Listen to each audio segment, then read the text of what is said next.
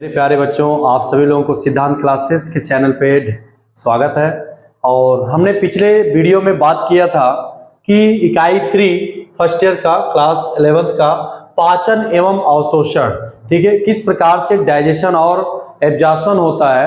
तो इसके बारे में हम लोग चर्चा किए थे कि न्यूट्रिशन क्या है, न्यूट्रिशन की हमें आवश्यकता क्यों है, या न्यूट्रिशन हमारे लिए किस प्रकार से उपयोगी है। तो इसके बारे में हम लोग चर्चा कर चुके हैं। लेकिन अब हम लोगों को पढ़ना है कि जो भोजन हम ग्रहण करते हैं उनका डाइजेशन कैसे होता है, उनका एब्जॉर्प्शन कैसे होता है, उनका अवशोषण कैसे होता है। तो इसके बारे में चर्चा करेंगे। तो बच्चे आप इस वीडियो पे बने रहें और हम बताएंगे कि किस प्रकार से एक मानव का जो आहार नाल होता है उसमें किस प्रकार से भोजन का डाइजेशन होता है, या हमारे आहार नाल की संरचना कैसे होती है। ये आपके 11th में वेरी इंपॉर्टेंट टॉपिक है।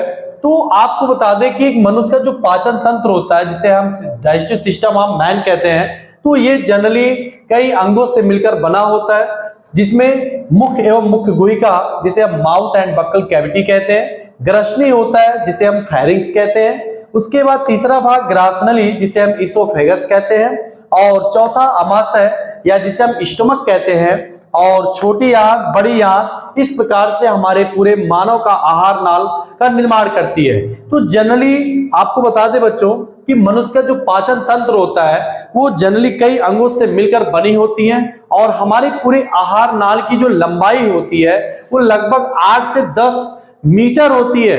लेकिन इनका जो व्यास होता है, इनकी जो लंबाई होती है, अलग अलग ऑर्गन सिस्टम अलग अलग व्यास की होती है।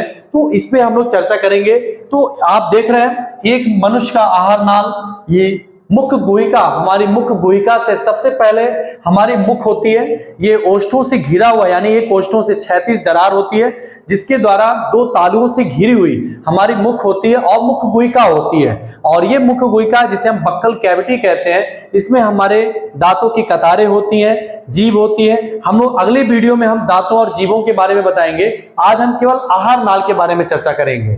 तो ये बक्कल कैविटी जो होती है, हमारी मुख्य गुहिका जो होती है, वो 2 तालुओं से घिरी होती है, और जो खाली स्थान होता है उसी को हम लोग बक्कल कैविटी कहते हैं। और ये बक्कल कैविटी नीचे की ओर चल के एक कुप्पी के समान कीप लाइक स्ट्रक्चर, आप देखते हैं कि जो कीप लाइक स्ट्रक्चर होती है, जनरली आप कीप देखते हैं जो आप प्रयोगशाला में प्रयोग करते हैं, तो इसमें आगे भाग जो चौड़ा होता है और नीचे की ओर पतला होता जाती है। तो सेम हमारा जो ग्रसनी होता है, ये बक्कल कैविटी नीचे की ओर चल के एक कुप्पी नुमा, एक कीप लाइक स्ट्रक्चर में खुलती है, जिसे हम ग्रसनी कहते हैं। और ग्रसनी जो होता है ये जनरली नीचे की ओर चल के ग्रसनी जो होता है ये लगभग 12.5 सेंटीमीटर, लगभग 12.5 सेंटीमीटर लंबी होती है। और ये नीचे की ओर चल के एक लंबी नली होती है जो हमारे थोरेसिस यानी वक्ष भाग से होता हुआ हमारे एब्डोमेन यानी उदर गुहा के भाग में आके खुलती है, जिसे हम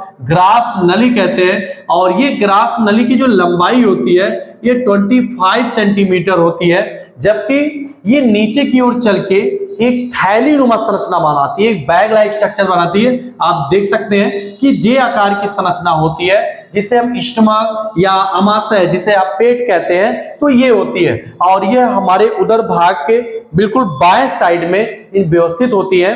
और ये अमाशय जो होता है बेटा ये नीचे की ओर आती है, और सी लाइक स्ट्रक्चर, किसी राइटर बुक में आप पढ़ेंगे कि ये जो ड्यूडेनम यानी ग्रहणी है ये यू आकार की होती है। तो जनरली ये थोड़ा सा तिरछा होता है, इसलिए इसको हम यू या सी दोनों कह सकते हैं। तो सी के आकार की होती है, जिसके बीच में हमारी पेनक्रियाज जिसको हम अग्नाशय कहते हैं ये व्यवस्थित होती हैं। और ये हमारी जो अमाशय होती है नीचे की ओर लंबी एक पतली नली का निर्माण करती है, जिसे हम छोटी आंत कहते हैं। और यही छोटी आंत कई भागों में डिवाइड होती है। जनरली सबसे पहला भाग जो सी आकार की संरचना बनाती है, जिसे हम ग्रहणी कहते हैं, ड्यूडेनम कहते हैं। और यही ग्रहणी नीचे की ओर चल के एक छोटा सा भाग बनाती है, संकीर्ण भाग बनाती है, जिसे हम जेजुनम कहते हैं या मध्यांत्र कहते हैं। और आगे चल के ये छोटी आंत क्या होती है, टेढ़ी मेढ़ी होती है, जो पूरे भाग में व्यवस्थित होती है। और इनकी छोटी आंत की जो व्यास होता है वो 2.5 mm का होता है, जबकि इनका जो लंबाई होता है वो लगभग 6 से 7 मीटर की होती है। क्योंकि ये छोटी आंत इनके व्यास के आधार पर इन्हें छोटा बड़ा कहा जाता है। और ये छोटी आंत जहां पे आके मिलती है, जहां एक चौड़े भाग में आके मिलती है, जिसे हम बड़ी आंत कहते हैं, उस भाग को हम सीकम कहते हैं। और इसी सीकम के पास एक उंगली लाइक यानी फिंगर के समान एक संरचना होती है, जिसे हम वर्मीफॉर्म अपेंडिक्स या कृमि रूप परिशेषिका के नाम से जानते हैं।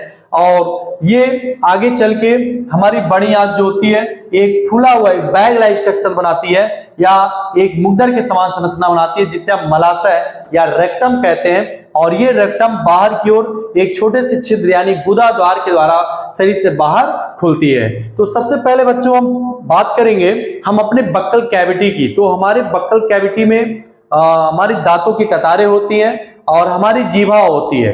तो मनुष्य का जो दांत होता है वो उनकी कुछ विशेषताएं होती हैं। और एक वयस्क व्यक्ति के माउथ में कुल 32 दांतों की संख्या होती है, यानी 16 की कतारें होती हैं।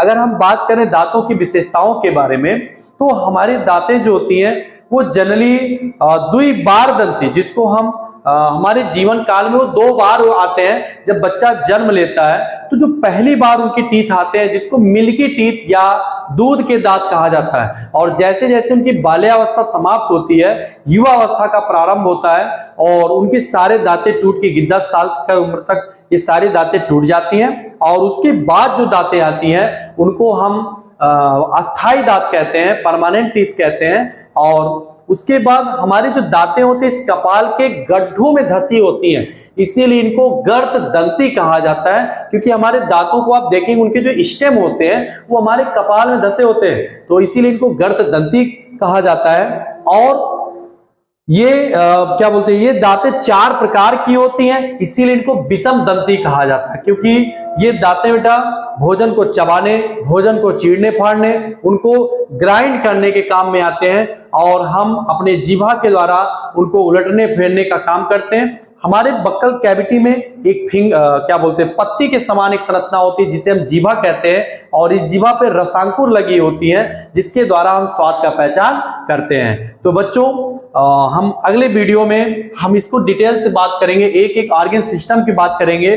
क्योंकि अभी हमने लीवर के बारे में नहीं बताया, अग्नाशय के बारे में नहीं बताया, तो अगले वीडियो में हम केवल ग्रंथियों के बारे में, क्योंकि हमारे बक्कल कैविटी में कुल 3 जोड़ीदार ग्रंथियां होती हैं, तो कहां पे पाई जाती हैं, उनका नाम क्या है, उनका कार्य क्या है, किस प्रकार से हमारे भोजन में मिलने या उनको डाइजेस्ट करने में सहयोगी होते हैं, इसके हम क्या बोलते हैं पाचन तंत्र के बारे में या पाचन ग्रंथियों के बारे में हम चर्चा करेंगे।